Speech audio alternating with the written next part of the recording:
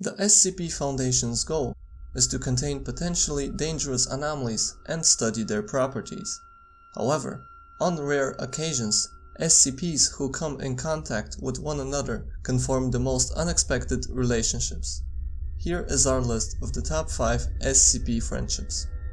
Before we begin, don't forget to subscribe to our channel with notifications on so you don't miss any of our upcoming Exploring SCP videos, and very soon we will be continuing our series in which we explore possible theories about the SCP agency. Number 5. SCP-682 and SCP-053. We would hardly expect a friendship between SCP-682 and anyone else, as the indestructible anomaly has stated that even if it were to encounter an entity similar to it, but weaker, it would kill it immediately, not to mention that its purpose in life is to cause as much destruction as possible to all others. However, its killing instinct wasn't awakened when introduced to SCP-053. SCP-053 is a small 3-year-old girl that causes all humans over the age of 3 who remain around it for longer than 10 minutes to become rapidly paranoid and homicidal, attempting to kill SCP-053. However, the attackers would always suffer instant heart attacks or seizures and die in seconds. Upon first sight, SCP-682 appears to be confused and shows no sign of being affected by SCP-053, which appears to be afraid and hides behind a chair. SCP-682 lowers itself to the ground, resting its head on the floor. SCP-053 approaches 682 and, after several seconds of hesitation, briefly touches 682 before rapidly returning to her hiding place. SCP-682 does not react in any way. SCP-053 approaches 682 and pats it on its head, causing it to exhale through its forward nostrils. 053 then claps and hops in place several times before embracing the head of SCP-682. For the remainder of the testing period, 682 appears to be in a very docile state, with only 2 low-level escape attempts being made. 053 is observed to bring toys and other items to 682, and makes several drawings on its body with crayons. Staff entering at the end of the test phase to remove the 2 SCPs from one another are immediately attacked by 682, resulting in 2 deaths and 5 injuries.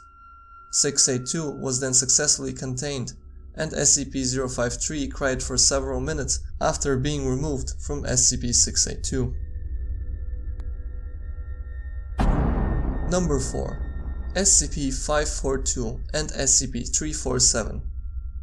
When we say SCP friendships, we imagine anomalies being friendly to each other and helping one another, but in the case of SCP-542 and 347, things seem to be a bit more romantic.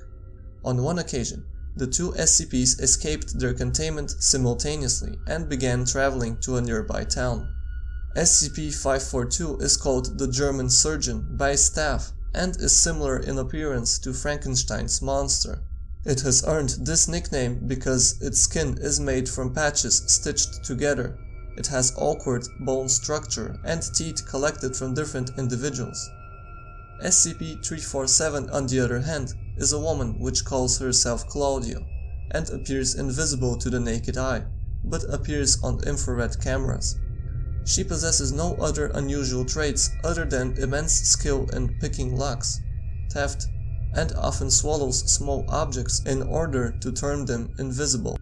After escaping, SCP-347 is feeling cold due to the lack of her clothes, and SCP-542 gives her his coat.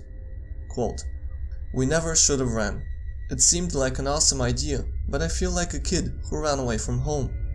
All I want is a bed and a blanket and a meal," she says, and SCP-542 wraps his arm around her and picks her up. SCP-347 squirms but relents after a bit. Quote, "We're domesticated," she says. "We gotta go back. I don't want to be out here. I'm tired of being cold and hungry, and unseen, and as much as I hate to admit it, I rather preferred not having to go through the trouble of hunting," end quote, replies the surgeon. Quote, "I rather liked having access to tools, a lab, fresh meat," end quote. "Disgusting," says SCP-347.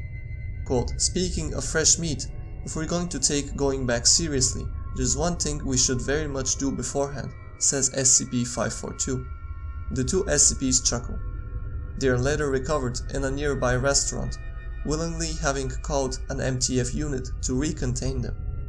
Restaurant bill was paid in full, and all individuals administered minor-grade anesthetics. And we are left wondering whether the action spoken about by SCP-542 was indeed performed. Number 3. SCP-682 and SCP-079.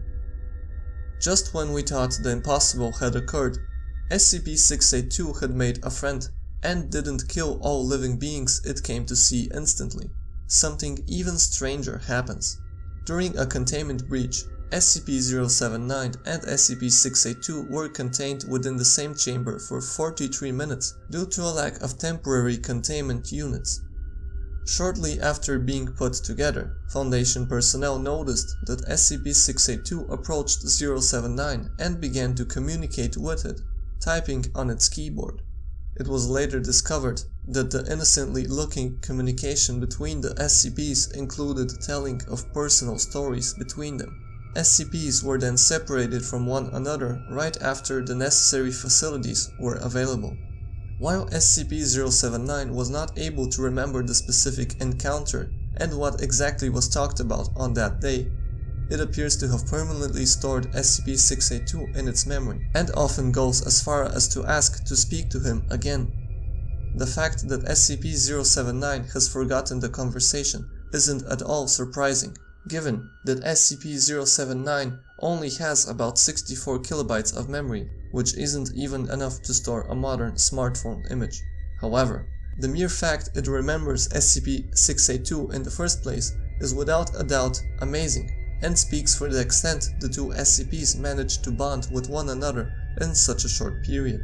SCP-682 has also stated it would like to talk to SCP-079 again, consolidating that this is in fact a real relationship, and is often teased with a second conversation with SCP-079 for the exchange of information. Number 2. SCP-507. SCP-507 is an ordinary-looking male who was recovered from an unknown asylum after several successful escapes when its anomalous properties were discovered. SCP-507's anomalous effects consists of it randomly disappearing from our world and reappearing in a slightly different alternate reality, with no control over this effect whatsoever. It has also confessed to have always had a great interest in the paranormal and mythological, which has directly led to its eventual permission to interact with relatively harmless SCPs. SCP-507 especially enjoys meeting with other sentient SCPs, once going as far as to request a small vacation to visit SCP-082, which was granted, but unfortunately uneventful. However, on one occasion, after its disappearance, SCP-507 reappeared with a perfect copy of itself. Interviews reveal that the two anomalies had had contact with each other for quite some time. During the interview, the two entities appear very coordinated, and are reluctant to share which one of them is the supposed clone. They do, however, share some information about the worlds they belong to in a very friendly and funny manner. When told that their lack of cooperation could be interpreted as an attempt to sabotage the SCP Foundation's reality, SCP-507-B jokes that a meteor strike is more likely than such a sabotage working. SCP-507-A then notes that he has been in worlds while they have been struck by meteors. Also, during the interview, SCP-507-B disappears, allowing the Doctor to ask more serious questions. One difference pointed out between their respectable worlds is that in the SCP's realities, President Lincoln is assassinated by General Lee and the Vice President respectively, whilst in the SCP world both occur. Further testing then showed that different entities of SCP-507 will shift merge, and split randomly, further complicating the SCP-507 mystery.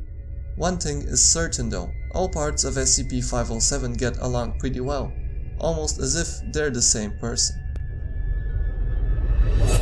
Number 1. SCP-173 and Dr. Clef. Dr. Clef sat in the dining room of his Site-19 suite. The place was lavish, gold-embossed wallpaper, ornate oak paneling, and 18th century furniture. Clef exclaimed, setting down his spoon. The soup was exquisite. D-12-130 really outdid himself tonight. Across the table, SCP-173 stared back at him, unmoving, silent. 5 D-Class personnel were positioned around the statue, struggling not to blink. A 6th man stood directly next to 173, trembling with terror, as he lifted spoonfuls of soup to its face, spearing the contents where the mouth should have been. Quote, "May I just say how lovely you look tonight, darling," end quote, Clef said, looking at the black dress covering the statue's curves, the blonde hair of the wig on its head, its stone cheeks. "Anyway," Clef said, "I got you a little something to show you how much I appreciate you sharing this evening with me." Clef reached into his pocket and took out a small box, handing it to a D-Class, who opened the box, revealing a gold necklace with dozens of small diamonds. The D-Class then reluctantly tied it around 173's neck. Clef was momentarily at a loss for words. "It suits you to perfection," he said. "God, you're beautiful. I feel like I never want to take my eyes off you. I'm suddenly not hungry anymore. What do you say we retire for the night?" Clef was lying in his ample bed, 173 at his side. "I can't tell you how much these little trysts of ours mean to me," Clef was murmuring in 173's ear. He was then interrupted by 2 of the D-Class personnel who were having an argument. Clef cleared his throat loudly. "Do you mind?" D-23897 snapped to attention and answered that he was telling another D-Class to stay awake who was falling asleep.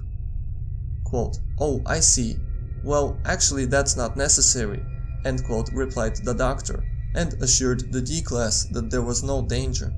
When asked why they were brought in the first place, Dr. Clef replied, quote, "I just like it when people watch," end quote. What then followed can only be left to your imagination. This concludes our list of the top 5 SCP friendships.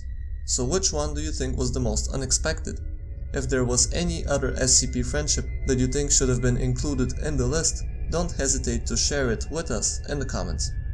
Please make sure to leave a like if you enjoyed the video, and don't forget to subscribe if you enjoy this type of content, as we have many more interesting videos coming in our SCP exploring series, such as indestructible SCPs, most powerful SCP creatures, top 5 alien SCPs, as well as interesting theories, and much more. And as always, we will see you in the next video.